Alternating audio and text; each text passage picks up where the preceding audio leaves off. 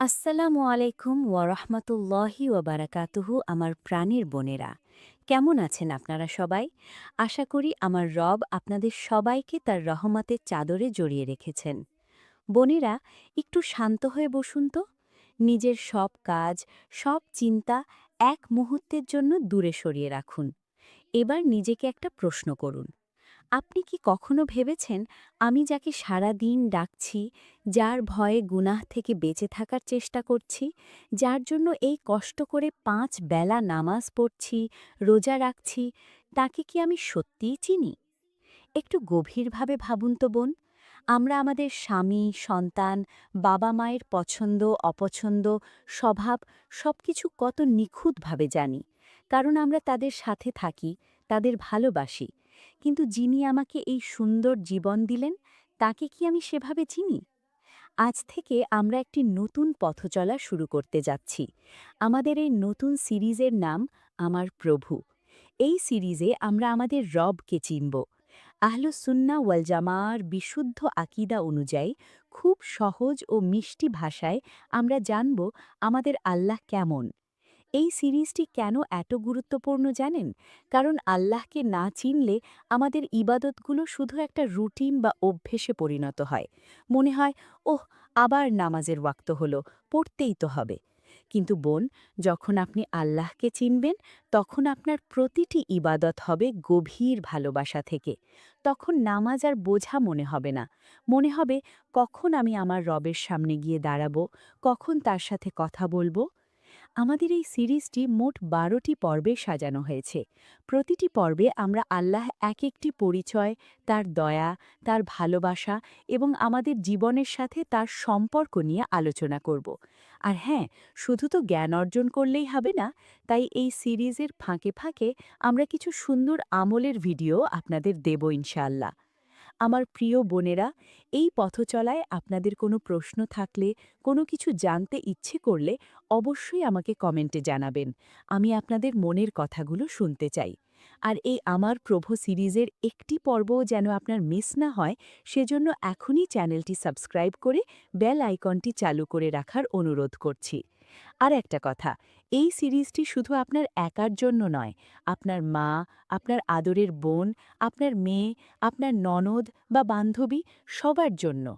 তাই ভিডিওটি তাদের সাথে শেয়ার করুন। চলুন না, আমরা সবাই মিলে আমাদের রবকে নতুন করে চিনতে শুরু করি। বোনেরা, সিরিজের একদম প্রথম পর্বে আজ আমরা সবচেয়ে মৌলিক একটা বিষয় নিয়ে কথা বলবো। আল্লাহ কে? তিনি কি সত্যিই আছেন? তার অস্তিত্ব কিভাবে বুঝব? আপনাদের হয়তো মনে হতে পারে, আপা, আমরা তো মুসলিম, আমরা তো জানি আল্লাহ আছেন, এটা আবার নতুন করে বোঝার কি আছে? বোন, জানা আর অন্তর থেকে অনুভব করার মধ্যে অনেক পার্থক্য আছে। আজ আমরা অনুভব করতে শিখব ইনশাআল্লাহ। আল্লাহ যে আছেন, এর সবচেয়ে বড় প্রমাণ কোথায় জানেন? এর সবচেয়ে বড় প্রমাণ হলো আপনার নিজের ভেতরে, আপনার অন্তরে। ইসলামী ভাষায় একে বলা হয় ফিতরা। ফিতরা মানে হলো আমাদের স্বভাবজাত বিশ্বাস। প্রতিটি মানুষ জন্মের সময় তার অন্তরে একটি সফটওয়্যারের মতো বিশ্বাস নিয়ে পৃথিবীতে আসে, যে আমার একজন স্রষ্টা আছেন। পবিত্র কুরআনে সূরা আর রুমের ৩০ নম্বর আয়াতে আল্লাহ সুবহানাহু ওয়া তাআলা বলেছেন, এর বাংলা অর্থ হল, কাজেই তুমি একনিষ্ঠভাবে নিজেকে দ্বীনের উপর প্রতিষ্ঠিত রাখো। এটাই আল্লাহর প্রকৃতি বা ফিতরা, যে প্রকৃতির উপর তিনি মানুষ সৃষ্টি করেছেন। সহিহ মুসলিমের একটি হাদিসে এসেছে, আমাদের প্রিয় নবীজি বলেছেন, প্রতিটি সন্তানই ফিতরা বা স্বভাবজাত দ্বীনের উপর জন্মগ্রহণ করে। ব্যাপারটা আমি আপনাদের খুব সহজ করে বোঝাই। ধরুন, একটা ছোট্ট শিশু যে কেবল জন্ম নিয়েছে, তাকে তো কেউ শিখিয়ে দেয়নি যে ক্ষুধা লাগলে কাঁদতে হয়। সে নিজে নিজেই তার মায়ের দুধ পান করতে শিখে যায়। এটা তার ফিতরা। ঠিক একইভাবে মানুষের আত্মাও জানে তার একজন মালিক আছেন। আপনি খেয়াল করে দেখবেন বোন, যখন আমরা খুব বিপদে পড়ি, যখন চারপাশের সব রাস্তা বন্ধ হয়ে যায়, ডাক্তার যখন বলে দেয় আর কোনো আশা নেই, তখন একদম স্বয়ংক্রিয়ভাবে নিজের অজান্তেই আমাদের চোখ আকাশের দিকে উঠে যায়। অন্তর থেকে একটা আর্তনাদ বের হয়, হায় আল্লাহ, আমাকে বাঁচাও। এমনকি যে মানুষটা জীবনে কোনো দিন নামাজ পড়েনি, যে আল্লাহকে ডাকে না, সেও যখন মাঝ দরিয়ায় তুফানের কবলে পড়ে নৌকায় হাবুডুবু খায়, তখনও সে উপরের দিকে তাকিয়ে চিৎকার করে বলে, হে উপরালা, আমাকে রক্ষা করো। কেউ তাকে ওই বিপদের সময় শিখিয়ে দেয়নি উপরের দিকে তাকাতে। তার ফিতরা, তার ভেতরের আত্মা তাকে বলে দিয়েছে, একজন আছেন যিনি সবকিছুর ঊর্ধ্বে, যিনি এই বিপদেও তোমাকে বাঁচাতে পারেন। এই যে বিপদের সময় মন স্বাভাবিকভাবে উপরের দিকে তাকায়, আশ্রয় খোঁজে, এটাই ফিতরা, এটাই আল্লাহর অস্তিত্বের সবচেয়ে সুন্দর ও আপন প্রমাণ। ফিতরার পর এবার আসুন আমরা একটু আমাদের চারপাশের দিকে তাকাই। সৃষ্টি দেখে আমরা স্রষ্টাকে চিনব। আমার গৃহিণী বোনেরা, যারা প্রতিদিন রান্না করেন, আপনাদের একটা উদাহরণ দিই। ধরুন, আপনি একদিন বাইরে থেকে বাসায় ফিরে দেখলেন আপনার ডাইনিং টেবিলে চমৎকার একটি কেক সাজানো, অথবা খুব সুন্দর ঘ্রাণ বের হচ্ছে এমন এক হাঁড়ি বিরিয়ানি রান্না করে রাখা আছে। টেবিলটা খুব সুন্দর করে গোছানো। আপনি কি একবারের জন্যও ভাববেন যে চাল, ডাল, মশলা, আগুন সব নিজে নিজে উড়ে এসে এই বিরিয়ানি রান্না হয়ে গেছে? কক্ষনো না। আপনি সাথে সাথে বুঝবেন নিশ্চয়ই কেউ একজন খুব যত্ন করে সময় নিয়ে এই রান্নাটা করেছে। বোন, সামান্য এক হাঁড়ি বিরিয়ানি বা একটা কেক যদি নিজে নিজে তৈরি হতে না পারে, তবে একবার ঘরের জানালা দিয়ে বাইরে তাকান তো।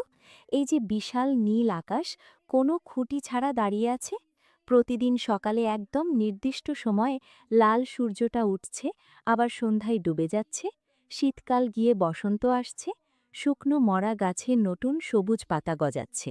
এত বিশাল এক পৃথিবী, এত নিখুঁত তার নিয়মকানুন, এগুলো কি এমনি এমনিই হয়ে গেছে? পবিত্র কোরআনের সূরা আলী ইমরানের ১৯০ নম্বর আয়াতে আল্লাহ বলছেন, এর অর্থ হল, নিশ্চয়ই আসমান ও জামিনের সৃষ্টিতে এবং রাত ও দিনের আবর্তনের মাঝে জ্ঞানীদের জন্য অনেক নিদর্শন রয়েছে। আকাশের কথা বাদ দিন বোন, নিজের দিকে একবার তাকান, আপনার শরীরের দিকে তাকান। আপনি যখন রাতে গভীর ঘুমে আচ্ছন্ন থাকেন, আপনি কি জানেন আপনার হার্ট কিভাবে পাম্প করছে? আপনার শ্বাসপ্রশ্বাস কিভাবে চলছে? আপনার চোখের পাতা কিভাবে পলক ফেলছে? এগুলো কি আপনি নিজে নিয়ন্ত্রণ করছেন? আপনি কি এগুলো বানিয়েছেন? না বোন।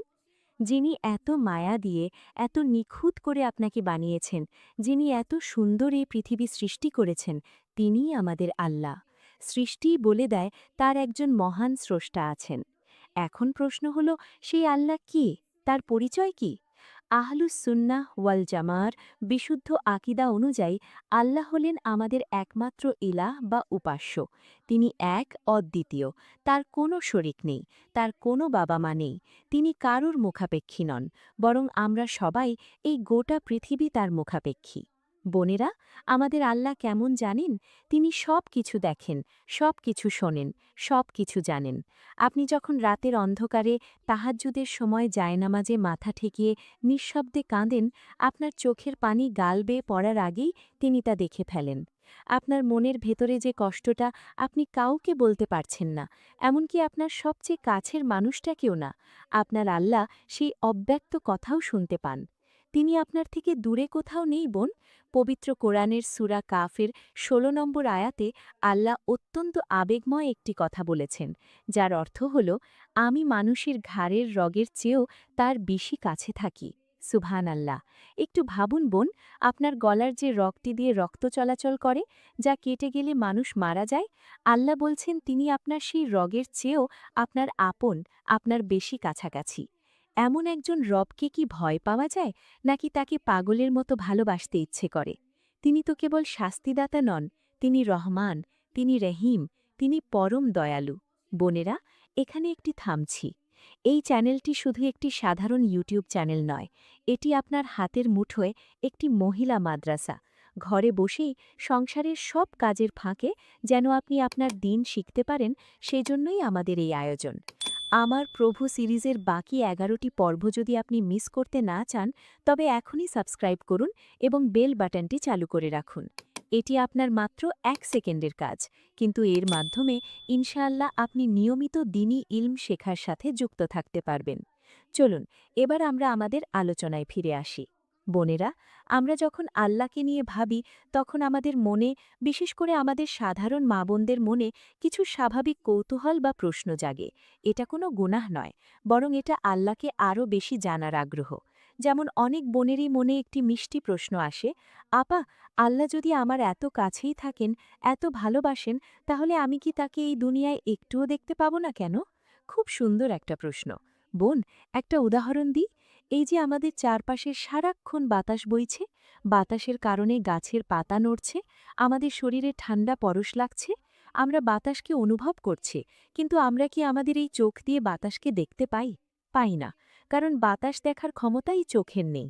ঠিক তেমনি আল্লাহ সুবহানাহু ওয়া তাআলা এতটাই মহান, এতটাই বিশাল এবং নূরময় যে আমাদের এই দুনিয়ার এই দুর্বল চোখের ক্ষমতা নেই তাকে দেখার। তবে তার অস্তিত্ব আমরা সব কিছুর মাঝে অনুভব করতে পারি। আর জানেন তো, জান্নাতে ঈমানদারদের সবচেয়ে বড় পুরস্কার কি হবে? জান্নাতে আল্লাহ তার পর্দা সরিয়ে দেবেন এবং আমরা আমাদের রবকে আমাদের নিজের চোখে দেখতে পাব ইনশাআল্লাহ। সেই দিনের অপেক্ষায় আমরা দুনিয়ার এই না দেখার কষ্টটা হাসি মুখে মেনে নিই। আরেকটা প্রশ্ন অনেক সময় আমাদের মনে আসে, বিশেষ করে যখন আমরা খুব বিপদে পড়ি। আমি যে এত কাঁদছি, আল্লাহ কি শুনছেন? তিনি কি আমার দিকে তাকিয়ে আছেন? বোন আমার, যখনই মনে এই চিন্তা আসবে, পবিত্র কোরআনের সূরা আল বাকারার ১৮৬ নম্বর আয়াতটি মনে করবেন। সেখানে আল্লাহ নবীজিকে বলেছেন, অর্থ হল, আর আমার বান্দারা যখন আমার সম্পর্কে আপনাকে প্রশ্ন করে, তাদের বলে দিন, আমি তো কাছেই আছি। ডাক আহ্বানকারী যখন আমাকে ডাকে, আমি তার ডাকে সাড়া দিই। বোন, আপনি ডাকলেই তিনি শোনেন। আপনার একটি দীর্ঘ শ্বাসও তার নজর এড়ায় না। শুধু তার ফয়সালার একটা নির্দিষ্ট সময় আছে, সেই পর্যন্ত তিনি আমাদের ধৈর্য দেখতে চান। তিনি কখনো আপনাকে ভুলে যান না। আমার প্রিয় বোনেরা, আল্লাহকে চেনা মানে শুধু কিছু তথ্য মুখস্থ পড়া বা জ্ঞান অর্জন করা নয়। আল্লাহকে চেনা মানে হল রবের সাথে একটি গভীর, পবিত্র এবং ভালোবাসার সম্পর্ক গড়ে তোলা। আপনারা খেয়াল করবেন, আমরা যাকে যত বেশি চিনি তাকে তত বেশি ভালোবাসি, আর যাকে আমরা ভালোবাসি তার জন্য যে কোনো কষ্ট করতে আমাদের গায়ে লাগে না। মা যেমন তার সন্তানের জন্য রাত জাগতে কষ্ট বোধ করেন না, কারণ সেখানে ভালোবাসা থাকে, ঠিক তেমনি যখন আপনি আল্লাহকে চিনবেন, তার দয়া ও মায়াকে অনুভব করবেন, তখন শীতের ভোরে লেপ ছেড়ে ফজরের নামাজে দাঁড়ানোটা আপনার কাছে কষ্ট মনে হবে না, মনে হবে প্রিয়জনের সাথে দেখা করার সময় হয়েছে। তখন পর্দা করা বা হিজাব পরাটাকে আপনার কাছে কোনো খাঁচা মনে হবে না, মনে হবে আল্লাহ আপনাকে তার সম্মানের চাদরে লুকিয়ে রেখেছেন। যত বেশি আল্লাহকে চিনবেন, ইবাদত তত সহজ হয়ে যাবে, অন্তর তত শান্ত হবে। দুনিয়ার কোনো কষ্টই আর আপনাকে হতাশ করতে পারবে না, কারণ আপনি জানেন আপনার একটি শক্তিশালী, দয়ালু রব আছেন, যিনি সব কিছু দেখছেন।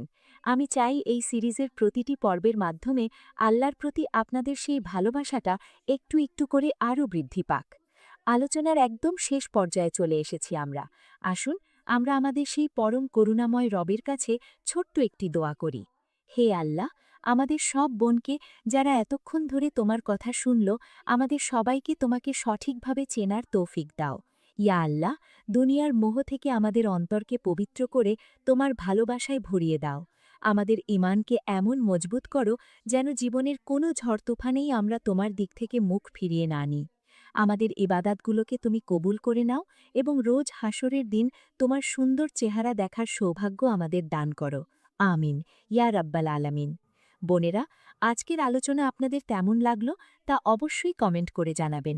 যারা নিয়ত করেছেন এই পুরো সিরিজটি আমাদের সাথে থেকে দেখবেন, তারা কমেন্টে লিখুন, আমি আমার প্রভু সিরিজের সাথে আছি ইনশাল্লাহ। আমাদের পরের পর্বটি কিন্তু আরও চমৎকার।